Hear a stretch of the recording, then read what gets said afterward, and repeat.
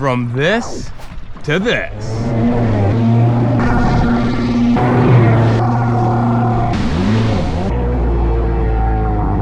LaserJet swapped with a TigerShark 770, probably the first ever in the world. I purchased as a bare hull. Somebody had removed the original PJS engine. I took out the original 440 style pump, and when I attempted to put a 550 pump in there, it was a lot of messing around to get it in place. A custom carrier bearing setup, a custom intake stuffer. The pump got moved backwards in a 650 SX intake grate was used. And what better oddball engine to mess with an oddball ski than a TigerShark?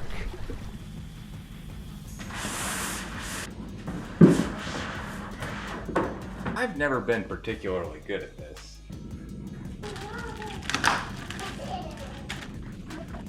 Kind of show us an install on that.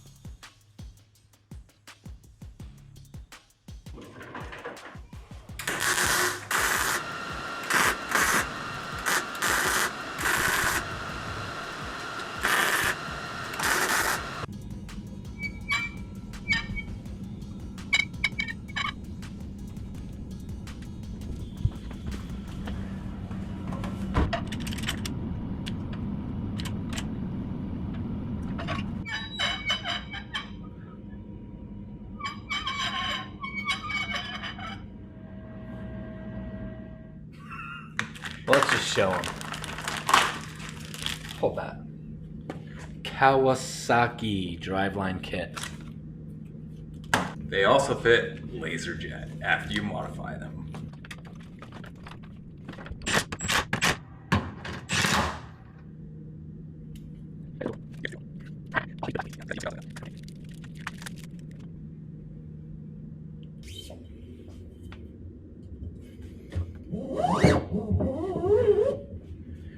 We are going to be running a JS 550 exhaust on this one. This is the adapter plate. The neck down is probably less than you might think, 770 to 550. But this small mismatch, we're gonna port out of this thing real quick and we'll get it snapped right on that engine.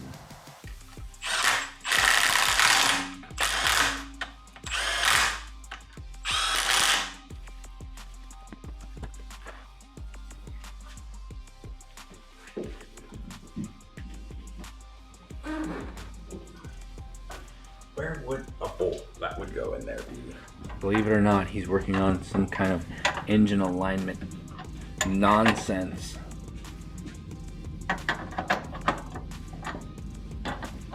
It is fun to pretend like we don't do stuff like that, though. Oh yeah, we never, it just, and there it's together. We did show them unbending the drive shaft. Well, that was nice.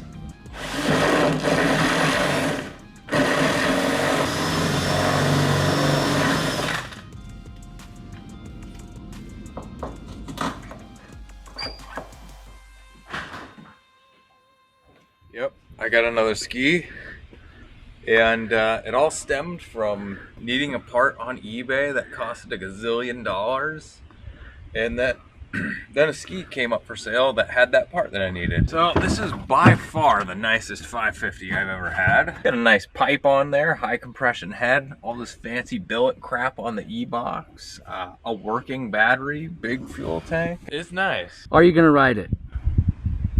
I don't know, haven't decided yet. Jacob bought this ski just so he could have parts for this. Have you ever wondered what it would be like to own a 550? Hey, no, it's gonna work.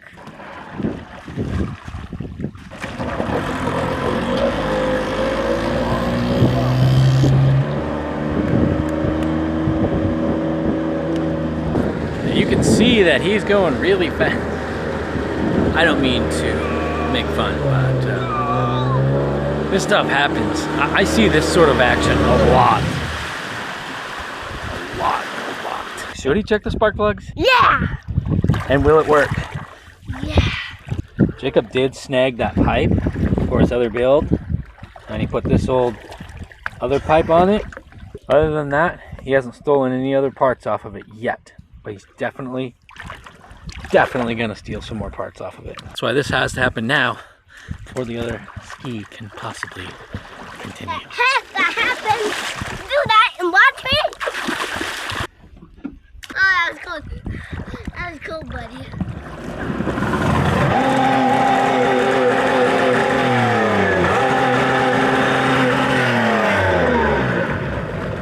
Got it. You got it.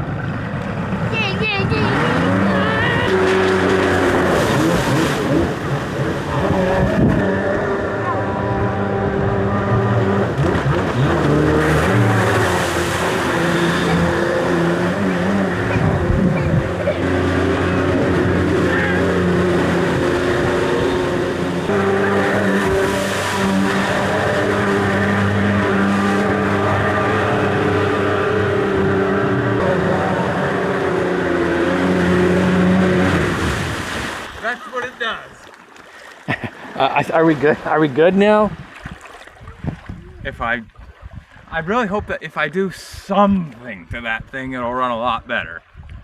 Or it can just donate itself to the other ski. Yeah. People are gonna want to know why you had to buy that jet ski. What was the part? Well, part we needed replaces a part that looks like this. You could run it. I mean, you could. It would It work. actually might be fine. Sort of. But,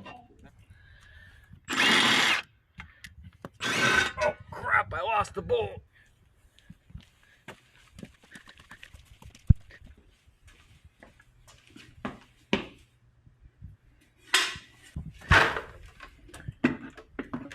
Yep. Oh. You heard that.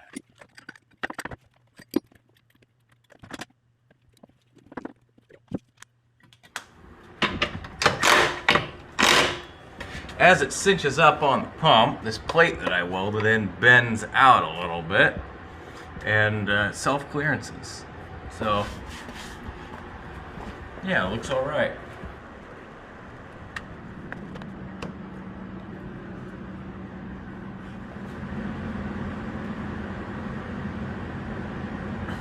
I was hoping to just have it drop down. Well, you have to glue your hand to something when you're using super glue.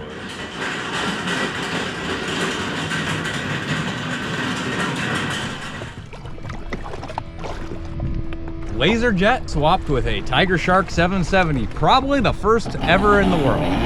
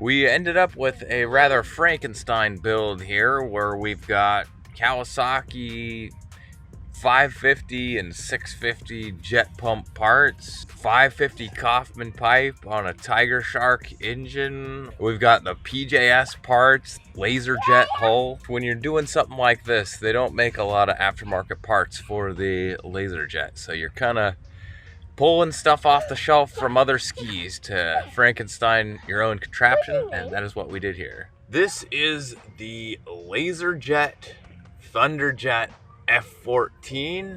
The literature that is available online to see from this historic, obscure brand is they're a little bit hard to find. I haven't even been able to find a single video of one of these working online. My understanding is they made around 500 of these in the early 1990s. This example is a 1993.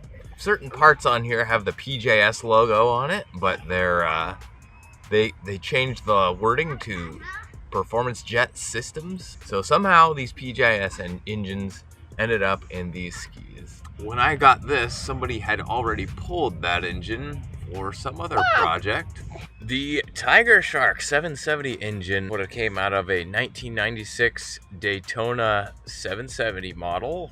I believe they're around 80 horsepower with a two carburetors and a more fitting pipe for the engine. We are running a single carburetor and a JS 550 Kaufman pipe on here with an adapter plate. If you don't know, these TigerShark engines are manufactured by Suzuki. Unfortunately, the solar panel that was attached to the handle pole on this ski was peeling apart, and so I ripped it off in hopes that it would look a little bit nicer without a peeling apart, probably not working solar panel. This is the only jet ski that ever came with a solar panel on the handle pole, and I ripped it off. Tell me, was that the right move? I was actually pleasantly surprised on the handling of that ski. Although it's not the best handling boat, it is possible to ride it. Obviously, the impeller on that thing is not tall enough when we were overpowering that jet pump the whole way with that engine. So the goal now is gonna be to get a taller impeller on that thing. If you wanna see that, let me know so we can do it in a future video. But that's it for it today. We'll see you next time.